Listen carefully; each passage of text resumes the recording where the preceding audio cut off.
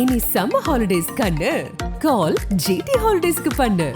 GT Holidays, south India's #1 travel brand. இப்போ BJP பார்த்தீங்கன்னா BJP மேஜராக ஆளுகிற மாநிலங்களில் பாதிக்கும் மேற்பட்ட மாநிலங்களில் அவங்க ஓட்டு போட்டு தேர்ந்தெடுத்து வரலை, கட்சியை உடைச்சி கேப்சர் பண்ணி கொண்டு வந்திருக்காங்க. அப்போ காங்கிரஸ் இதை பார்த்தாவது உணர்ந்து கொண்டு இன்னும் அரவணைக்கிற, ஓட்டு வாங்குறது மட்டும் இல்லை, வாங்கி ஜெயிக்கிற எம்எல்ஏவை பாதுகாப்பாக தக்க வச்சுக்கணும்.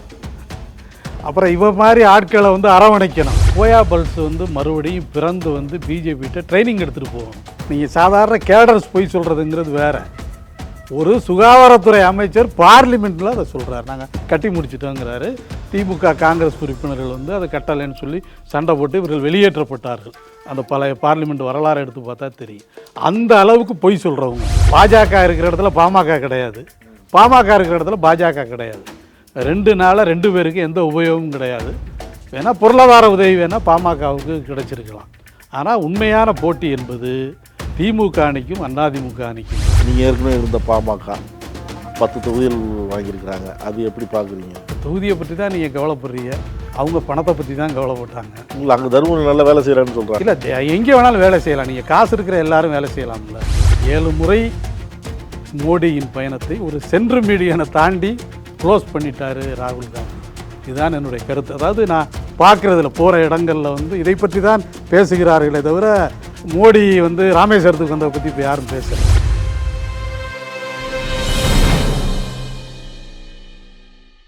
நக்கீரன் நேயர்களுக்கு வணக்கம். இன்று நம்முடன் கருத்துக்களை பகிர்ந்து கொள்ள இணைந்திருக்கிறார் தமிழக மக்கள் ஜனநாயக கட்சியின் KM ஷரீஃப் அவர்கள். வணக்கம் சார். வணக்கம் சார். தேர்தல் நெருங்கிடுச்சு. இன்று மாலையோட முடிவு பிரச்சாரம்.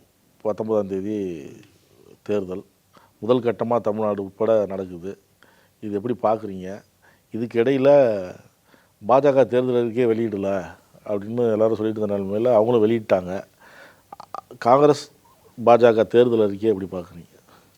எது மக்கள்கிட்ட ரீச் ஆகிருக்குன்னு நினைக்கிறீங்க? மக்களோட நெருங்கிய தொடர்பில் இருக்கிற நீங்கள், எது ரீச் ஆகிருக்கு, எது வரவேற்பை பெறக்கூடியதாக இருக்குது? காங்கிரஸின் தேர்தல் அறிக்கை பேசப்படுகிற தேர்தல் அறிக்கையாக இருக்குது. இன்றைக்கு வரையும் பிஜேபி தலைவர்களுக்கு கூட பிஜேபியின் தேர்தல் அறிக்கை என்னன்னு சொல்ல முடியலை. இன்றைக்கு வரையும் பிரச்சாரத்தில் அவங்க அதை பயன்படுத்தலை. ஆனால் காங்கிரஸுக்கு என்னென்னா வளர்ச்சிக்கான உத்தரவாத பத்திரம்ங்கிறாங்க. இல்லை, அது அவங்க கட்சி இன்றைக்கு வரை இன்றைக்கி தேர்தல் பிரச்சாரம் முடிய போகுது 6 மணியோட. இன்றைக்கு வரையும் கூட பெரிய தலைவர்கள், தமிழ்நாட்டில் போட்டியிடுகிற பிஜேபி தலைவர்கள் அந்த தேர்தல் வாக்குறுதிகளை இன்னும் அவங்க பேசலை. ஏன்னா அவங்கள்ட்ட போய் சேரலை அது. அப்போ பிஜேபியினுடைய தலைவர்கள்ட்டே போய் சேராத பிஜேபியின் தேர்தல் அறிக்கை சாமானிய மக்கள்கிட்ட எப்படி போய் சேரும்? அதனால் அதுக்கு வாய்ப்பு இல்லை. காங்கிரஸினுடைய தேர்தல் அறிக்கையை ஏற்கனவே அவங்க வெளியில் கொண்டு வந்துட்டாங்க. கிட்டத்தட்ட ஒரு கூட்டாட்சி தத்துவத்தை நோக்கி காங்கிரஸினுடைய தேர்தல் அறிக்கை நகர்வதாக நான் பார்க்கிறேன். கல்வியில் இருந்து ஏனைய பல விஷயங்கள் பொதுப்பட்டியலில் இருந்து மாநில பட்டியலுக்கு மாற்றப்பட வேண்டும் என்பது காங்கிரஸ் கட்சியினுடைய தேர்தல் அறிக்கையில் இருக்கிறது. அதை தாண்டி திமுக தேர்தல் அறிக்கையில் இடம்பெற்றிருக்கிற பல அம்சங்கள் காங்கிரஸ் கட்சியினுடைய தேர்தல் அறிக்கையில் சொல்லப்பட்டிருக்கிறது. ஏன்னா எப்போதுமே ஒரு அரசியல் கட்சி தேர்தல் தொடங்கிய உடனே தன்னுடைய தேர்தல் அறிக்கையை வெளியிட்டிருந்தார். அதை பற்றிய வாத பிரதிவாதங்கள் தொலைக்காட்சிகளில் நம்ம மாதிரி இருக்கிற ஊடகங்களில் அது வெளியில் வரும், மக்கள்கிட்ட போய் சேரும். ஏன்னா ஒவ்வொரு மக்களையும் பார்த்து எங்களுடைய தேர்தல் அறிக்கையை படிங்கலாம் யாரும் சொல்ல முடியாது. அப்போ ஊடகங்கள் மூலமாக, பத்திரிகைகள் மூலமாக செய்தி போவது தான். ஆனால் பிஜேபியினுடைய தேர்தல் அறிக்கை அப்படி மக்கள்கிட்ட போய் சேர்ந்ததாக எனக்கு தெரியலை. இப்போ நீங்கள் சொன்ன மாதிரி காங்கிரஸ் 2014, 2019 தேர்தல் அறிக்கை வெளியிட்டது, அதுவும் மக்கள்கிட்டலாம் கொண்டு போனாங்க. ஆனால் மக்கள் அது அந்த கட்சியை ஏற்றுக்கல, அவங்களுக்கு வெற்றி வாய்ப்பு கிடைக்கல. நீங்கள் அகில இந்திய அளவில் பார்த்தா கடந்த தேர்தல் சதவீதமாக இருக்கட்டும், அதுக்கு முந்தைய தேர்தல் சதவீதமாக இருக்கட்டும், மிக குறைவான சதவீத வாக்குகளை பிஜேபி பெற்று அதிக நாடாளுமன்ற உறுப்பினர்களை கையகப்படுத்தினாங்க. காங்கிரஸ் அதிகமான சதவீத மக்களுடைய வாக்குகளை பெற்றாலும் கூட வாக்குகள் பிரிந்ததால் அவர்களால் நாடாளுமன்ற உறுப்பினர்களை பெற முடியல. அதனால் பிஜேபி ஜெயிச்சிருச்சு அப்படிங்கிறதுனால எல்லா மக்களும் அதை ஆதரித்தாங்க அப்படின்னு அர்த்தம் இல்லைல்ல.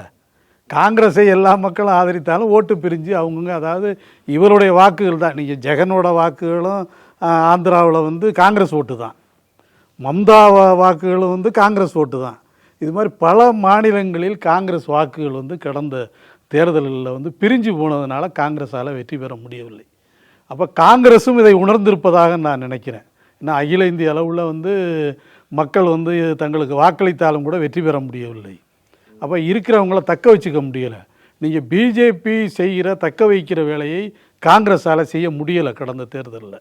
இப்போ பிஜேபி பார்த்தீங்கன்னா பிஜேபி மேஜராக ஆளுகிற மாநிலங்களில் பாதிக்கும் மேற்பட்ட மாநிலங்களில் அவங்க ஓட்டு போட்டு தேர்ந்தெடுத்து வரலை. கட்சியை உடைச்சி கேப்சர் பண்ணி கொண்டு வந்திருக்காங்க. அப்போ இந்த மாதிரி எல்லாம் வந்து அரசியலில் செய்ய முடியும்னு பிஜேபி தான் நிரூபிச்சிருக்குது. அப்போ காங்கிரஸ் இதை பார்த்தாவது உணர்ந்து கொண்டு இன்னும் வந்து அரவணைக்கிற, நீங்கள் வந்து ஒரு அரசியல் கட்சி என்பது எல்லா வேலைகளையும் செய்யணும். ஓட்டு வாங்குறது மட்டும் இல்லை, வாங்கி ஜெயிக்கிற எம்எல்ஏவை பாதுகாப்பாக தக்க வச்சுக்கணும். அப்புறம் இவ மாதிரி ஆட்களை வந்து அரவணைக்கணும். வேறு கட்சியிலேருந்து வந்தால் அது கூட ஒரு வாக்குறுதியாக காங்கிரஸ் கொடுத்துருக்குன்னு நினைக்கிறேன். தேர்ந்தெடுக்கப்பட்ட மக்கள் பிரதிநிதிகள் வந்து கட்சி மாறினா பதவி பறிக்கப்படும் சொல்கிறாங்க. அது ஏற்கனவே கட்சி மாறல் தடை சட்டமெல்லாம் இருந்தாலும் கூட அது ஒன்றும் இங்கே இந்தியாவில் அப்படியெல்லாம் பெரிய தீவிரமாகலாம் ஒன்று நடைமுறைப்படுத்தப்படலை. ஏன்னா சபாநாயகரின் முடிவே இறுதியானதுங்கையில் அது ஒன்றுமே செய்ய முடியாத நிலைமை தான் இருக்குது. 5 வருஷம் கழித்து பதவி நீக்கம் பண்ண சொல்கிறாங்க. அதுக்குள்ளே அவர் தன்னாலேயே பதவியை விட்டு போயிடுறாரு. இது மாதிரி ஒரு சூழல் தான் கட்சி தாவல் தடை சட்டத்தில் இருக்குது.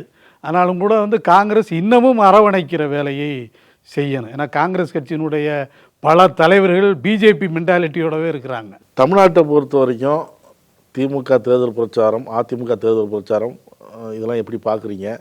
முதல்ல ஆரம்பத்தில் வந்து திமுகவுக்கும் பாஜகவுக்கும் தான் களம், அதிமுக களத்தில் இல்லை அப்படின்னு சொல்லிட்டு வந்தாங்க. இப்போ களம் மாறி இருக்கா இல்லை அப்படியே தான் இருக்கா? உங்களுடைய பார்வையில் எப்படி இருக்கு? அதாவது பிஜேபியினுடைய திட்டமிட்ட பிரச்சாரம் இருக்குல்ல, அது வந்து கோயா பல்ஸ் வந்து மறுபடியும் பிறந்து வந்து பிஜேபிகிட்ட ட்ரைனிங் எடுத்துகிட்டு போகணும். அது மாதிரி ஒரு பிரச்சாரத்தை வந்து அவங்க முன்வைக்கிறாங்க.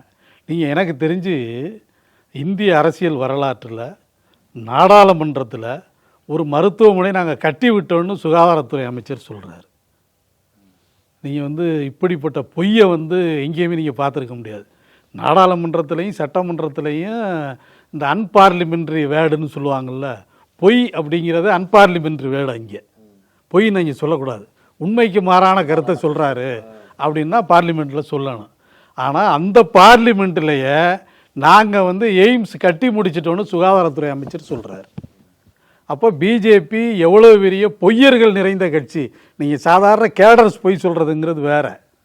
ஒரு சுகாதாரத்துறை அமைச்சர் பார்லிமெண்ட்டில் அதை சொல்கிறார், நாங்கள் கட்டி முடிச்சிட்டோங்கிறாரு. திமுக காங்கிரஸ் உறுப்பினர்கள் வந்து அதை கட்டலைன்னு சொல்லி சண்டை போட்டு இவர்கள் வெளியேற்றப்பட்டார்கள். அந்த பழைய பார்லிமெண்ட் வரலாறு எடுத்து பார்த்தா தெரியும். அந்த அளவுக்கு பொய் சொல்கிறவங்க, ஒரு அஸ்திவாரம் கூட தோண்டலை, கட்டி முடிச்சாச்சுன்னு நாடாளுமன்றத்தில் சொல்கிறாங்க. அது மாதிரி பொய்யை வலிமையாக சொல்லக்கூடியவர்கள் பிஜேபியினர். அப்போ அவங்க சொன்ன கருத்து தான், எங்களுக்கும் திமுகவுக்கும் தான் போட்டி, அதிமுக சீனில் இல்லை அப்படின்னு சொல்லி. பிஜேபியை பொறுத்தவரையும் திமுக முதுகில் ஏறி சட்டமன்ற உறுப்பினர்களாக நாடாளுமன்ற உறுப்பினராக ஆனாங்க. அப்போ அதற்கு பின்னால் அதிமுக முதுகில் ஏறி சட்டமன்ற நாடாளுமன்ற உறுப்பினர்களாக ஆனாங்க. இன்றைக்கி உண்மையிலே சொல்லப்போனால் அதிமுக அமைச்சர்கள் சொல்வது 100% உண்மை. நாங்கள் போட்ட பிச்சை தான் உங்களுக்கு வந்து சட்டமன்ற உறுப்பினர்கள் அப்படின்னு அதிமுக முன்னாள் அமைச்சர்கள் சொல்வது உண்மையான கருத்து. அப்போ இப்படியெல்லாம் அவர்களை ஏமாற்றி அவர்கள் முதுகில் ஏறி சட்டமன்ற உறுப்பினர்களாக வந்தவர்கள் அந்த பொய்யை தான் அவங்க சொல்கிறாங்க. நீங்கள் அரவாக்குறிச்சியில் இதே அண்ணாமலை தனியாக நின்று எவ்வளோ ஓட்டு வாங்கினாருன்னு நமக்கு தெரியும். அவர் தான் சொல்கிறாரு, எங்களுக்கும் திமுகவுக்கும் தான் போட்டி, அதிமுகவுக்கும் இங்கே வேலை இல்லை அப்படின்னு சொல்கிறாரு. ஆனால் என்னென்னா படு மோசமான தோல்வியை பாஜக சந்திக்கும் 2-3 இடத்துல தவிர. அவங்க என்ன நினைக்கிறாங்கன்னா, பாமக கூட்டணி இருக்குது, அதன் மூலம் நம்ம வந்து அதிகபட்ச வாக்குகளை வாங்கிடலாம், சட்டமன்ற தேர்தலுக்கு அது உதவியாக இருக்குன்னு நினைக்கிறாங்க. என்ன இங்கே சிக்கல்னா, பாஜக இருக்கிற இடத்துல பாமக கிடையாது, பாமக இருக்கிற இடத்துல பாஜக கிடையாது. 2 நாளாக 2 பேருக்கு எந்த உபயோகமும் கிடையாது. வேணால் பொருளாதார உதவி வேணால் பாமகவுக்கு கிடைச்சிருக்கலாம். ஆனால் உண்மையான போட்டி என்பது திமுக அணிக்கும் அதிமுக அணிக்கும் தான். எடப்பாடியோட பிரச்சாரத்தை மாறி இருக்கா இல்லை எப்படி பார்க்குறீங்க? அது அதிமுகவுக்கு 2 இடம்னு சொல்கிறீங்கல்ல, அது எப்படி அந்த அந்த கட்சியோட பிரச்சாரத்தை வச்சு சொல்கிறீங்களா இல்லை எப்படி? இல்லை, நீங்கள் மக்களுக்கு அறிமுகமான சின்னங்கள்னு பார்த்தீங்கன்னா 2 சின்னம் தான். ஒன்று உதயசூரியன், இன்னொன்று வந்து இரட்டை இலை. இது ரெண்டும் நீண்ட நாட்களாக மக்கள் மனதில், அதாவது யார் இப்போ கேண்டிடேட் பார்த்து ஓட்டு போடுறதெல்லாம் இப்போ இல்லை. அது வந்து ஒரு 15-20 ஆண்டுகளுக்கு முன்னாடி முடிஞ்சு போச்சு.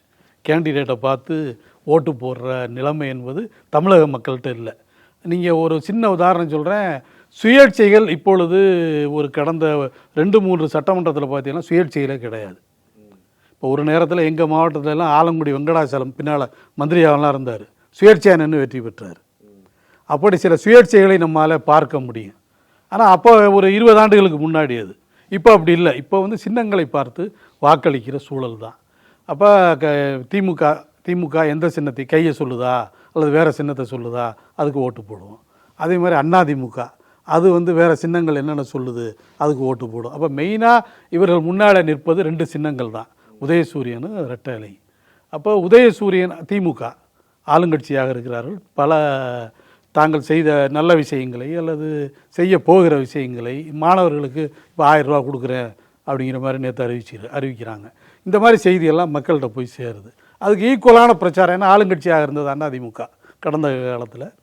அவர்களும் ஒரு வலிமை வாய்ந்த அரசியல் கட்சி, நம்ம அதை குறைத்து மதிப்பிட முடியாது. அவர்களுடைய பிரச்சாரம் இப்போ ரெண்டும் தான் மக்கள்கிட்ட போய் நிற்கிது, கடைக்கோடியில் போய் நிற்கிது.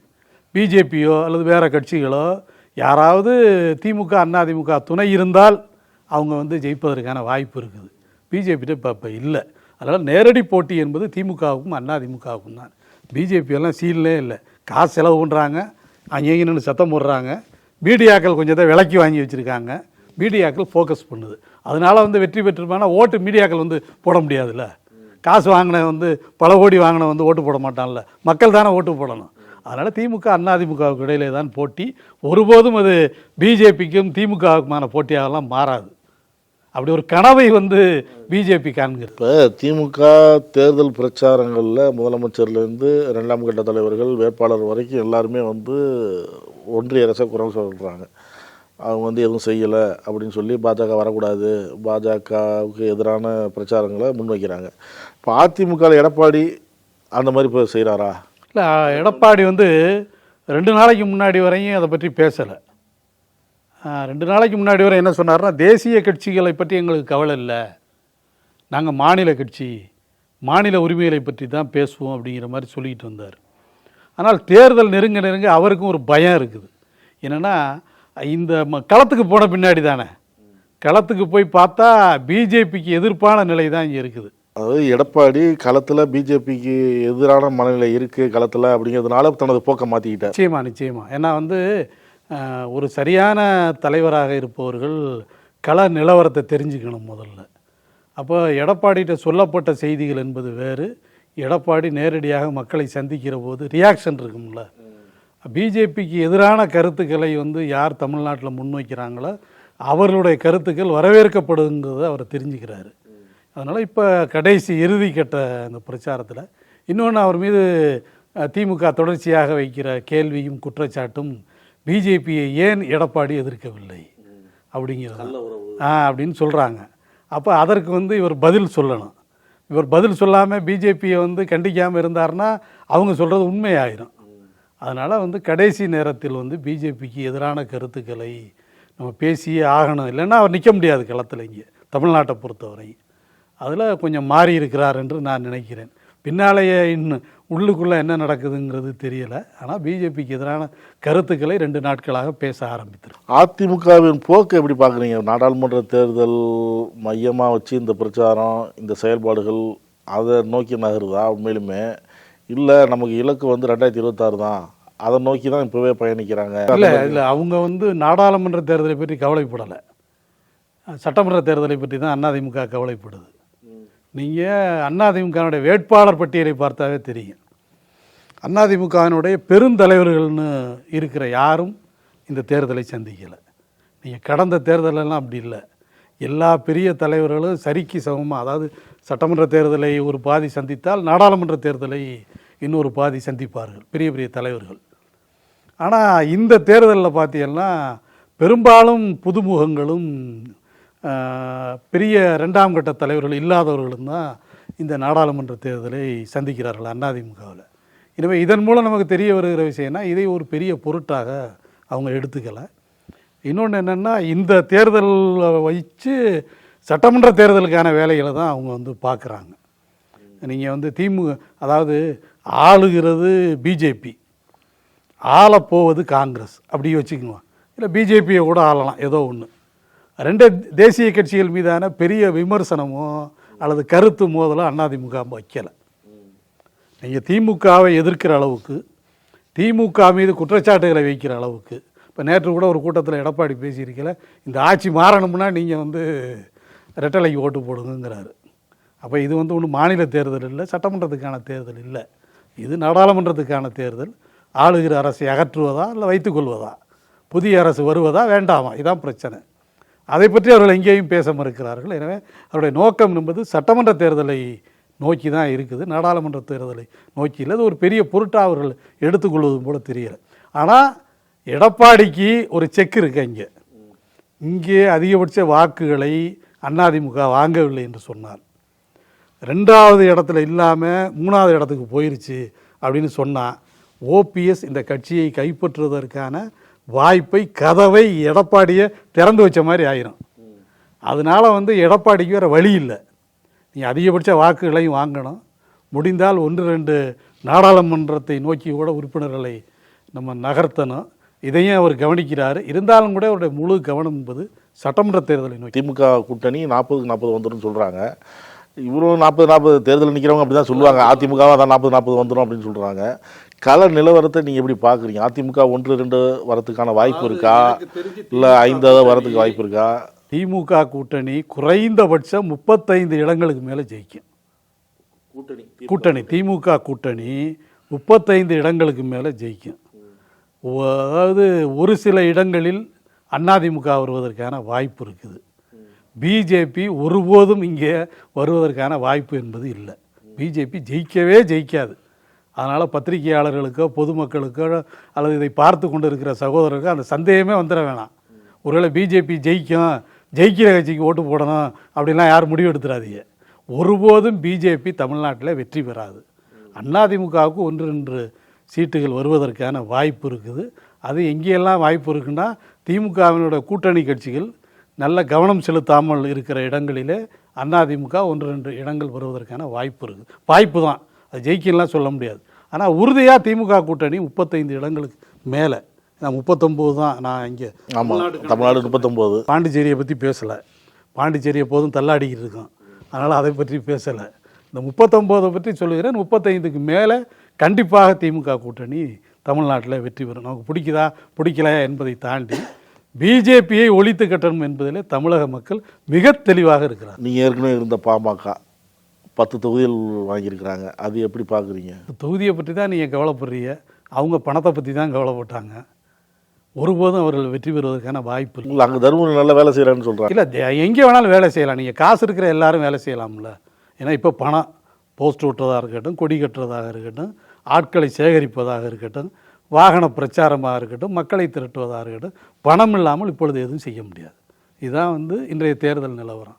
அப்போ அதிகபட்ச பணத்தை, ஏன்னா ஏற்கனவே கிட்டத்தட்ட 80 கோடி ரூபாயை அன்புமணி அங்கே செலவு செய்தார். அவரால் ஜெயிக்க முடியலை கடந்த தேர்தலில். அதே இடத்துல அன்புமணியுடைய மனைவி நிற்கிறார். நீங்கள் வந்து அப்போ வந்து எங்கள் சமூகத்தினுடைய ஓட்டு எங்களுக்கு கிடைக்கும் அப்படின்னா, அந்த சமூகம் அல்லாதவர்கள் எதிர்நிலை எடுப்பாங்கள்ல, அந்த வாய்ப்பு இருக்குதுல்ல. என் சொந்தக்காரன் வந்து எனக்கு ஓட்டு போட்டுருவான்னா, இப்போ உங்கள் சொந்தக்காரன் உங்களுக்கு தானே ஓட்டு போடுவான், எனக்கு போட மாட்டான்ல. அப்போ இந்த பணத்தை வைத்துக்கொண்டு அப்படி ஒரு மாயையை தருமபுரி தொகுதியிலே உருவாக்குகிறார்கள். குடும்பமே இறங்கி அங்கே வேலை செய்கிறாங்க. அன்புமணியினுடைய குடும்பம், அதாவது டாக்டர் ராமதாஸ் அவருடைய குடும்பம் அங்கே வேலை செய்து, பாமகவை பொறுத்தவரை வெற்றி என்பது சாத்தியமில்லை. ஆனால் 2வது இடத்திற்கான அதிகபட்ச வாய்ப்புகள் பாமகவை பொறுத்தவரை இருக்குது. ஏன்னா பாமக கடந்த காலத்தில் வாங்கின ஓட்டை தான் திரும்ப வாங்க போகுது. அதில் வந்து அதிமுக ஓட்டு இருந்துச்சு, இப்போ அதிமுக ஓட்டு அங்கே இல்லை. இப்போ பிஜேபி ஓட்டு இருக்கா அப்படின்னு கேட்டிங்கன்னா, தருமபுரி பகுதிகளில் பிஜேபிக்கான வாக்குகளே கிடையாது. நீங்கள் கிருஷ்ணகிரி அந்த மாதிரி தொகுதிகளில் கொஞ்சம் வாய்ப்புகள் இருக்கலாம். தருமபுரி தொகுதியை பொறுத்தவரை பிஜேபி ஓட்டே கிடையாது. அதனால் இங்கே பாமக வெற்றி பெறுவதற்கான வாய்ப்பு என்பது 100% இல்லை. ஆனால் அதிகபட்சமாக உழைக்கிறார்கள், நல்ல செலவு பண்ணுறாங்க, நல்ல கவரேஜ் பண்ணுறாங்க, அவற்றை சிறப்பான பிரச்சாரம். ஏன்னா பல தேர்தலில் அவங்களுக்கு அனுபவம் இருக்குதுல்ல. அந்த ஏற்கனவே பெண்ணாகரம் போன்ற தொகுதிகள் பாமக வலிமை வாய்ந்த தொகுதி, அதனால் ஒரு அதிகபட்ச வாக்குகளை வாங்கலாம். பேசிகிட்டு இருக்கும்போது திமுக 35க்கு மேலே வரும், 39 35க்கு மேலே வரும், 1-2 கூட்டணி திமுக கூட்டணி போட்டிடுற கட்சியில் அவங்க சுணக்கமாக இருக்கிற இடத்துல அதிமுக வரும்னு சொல்கிறீங்க. பிரதமர் இத்தனை முறை வந்திருக்கிறாரு, பாஜக வரத்துக்கான வாய்ப்பே இல்லையா? ஏசி சண்முகத்துக்கு வந்தார், நயினா நாயனுக்கு வந்தார், இப்போ பொன் ராதாகிருஷ்ணன் அவங்களுக்கு வந்தார். பழைய செய்தியை தான் சொல்கிறேன். நல்லா விளையிற நிலத்தில், எல்லா வாய்ப்பும் இருக்கிற நிலத்தில், தண்ணீர் வசதியோட பூச்சி எல்லாம் இல்லாமல் நல்லா இருக்கிற நிலத்தில் விவசாயி கவனம் செலுத்த மாட்டான். எந்த நிலத்தில் பூச்சி இருக்குதோ, எந்த நிலத்தில் தண்ணி போய் சேரலையோ, எந்த நிலத்தில் பயிர் சோடையாக நிற்கிதோ அதைத்தான் காப்பாற்றுவதற்கான முயற்சி எடுப்பான். பிரதமருடைய முயற்சி அப்படித்தான். இங்கே ஒன்றும் இல்லைன்னு அவருக்கு தெரிஞ்சு போச்சு, எப்படியாச்சும் 1-2 வாங்கிடலாமா, அது சட்டமன்ற தேர்தலுக்கு உபயோகப்படுமா என்று பிரதமர் நினைக்கிறார். அது பகல் கனவு, ஒருபோதும் பலிக்காது. இப்போ பெரிய பெரிய விஞ்ஞானிகள், மருத்துவர்கள் இரவு கனவே பலிக்காதுன்னு சொல்கிறான். நீ நினச்சது தான் கனவாக வருதுங்கிறான். இவர் பகல் கனவு கண்டு கொண்டு இருக்கிறார். அதனால் நிச்சயமாக அது பலிப்பதற்கான வாய்ப்பு இல்லை. நீங்கள் யார் வேணாலும் தமிழ்நாட்டில் ஜெயிக்கலாம், பிஜேபி ஜெயிப்பதற்கான எந்த வாய்ப்பும் கிடையாது. இன்னும் எத்தனை தேர்தல் நடந்தாலும் சரி. மோடி வருகையை பற்றி சொல்லிட்டீங்க, ராகுல் வருகைக்கு அப்புறம் ஏதாவது களம் மாறி இருக்கா? இல்லை, ஏற்கனவே இவர்கள் பிஜேபிக்கு எதிராக ஓட்டு போடுறதுன்னு முடிவு எடுத்துட்டாங்க. அவ்வளவுதான். தமிழக மக்களை பொறுத்தவரை பிஜேபிக்கு எதிராக வாக்களிப்பது. இனி மோடியை பிரதமர் இருந்து நம்மளால் இப்போ 543 தொகுதியிலையும் போய் தமிழ்நாட்டுக்காரன் ஓட்டு போட முடியாது. 39 தான் ஓட்டு போடலாம். அப்போ குறைந்தபட்சம் 39 தொகுதிகளிலாவது பாஜக கூட்டணியை தோற்கடிப்பதுன்னு இவங்க முடிவு பண்ணிட்டாங்க. அதுக்கு ஒரு உதவி செய்வது போல அல்லது இவர்களுடைய முயற்சியை ஊக்குவிப்பது போல் ராகுலுடைய பிரச்சாரம் இருந்திருக்கலாம், அவ்வளவுதான். ஆனால் அதுக்கு முன்னாடி அதை முடிவு பண்ணிட்டாங்க.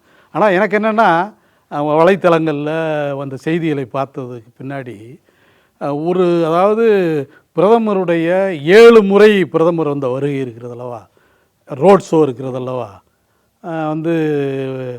கட்டி முடிக்காத கோயிலெல்லாம் போய் நின்னார்ல பிரதமர், என்ன இதெல்லாம் தாண்டி ஒரு அந்த சாலைக்கு நடுவில் இருக்குதுல்ல சென்ட்ரல் மீடியா, அதை தாண்டியதன் மூலம் ராகுல் காந்தி முறியடிச்சிட்டாருன்னு தான் நான் நினைக்கிறேன்.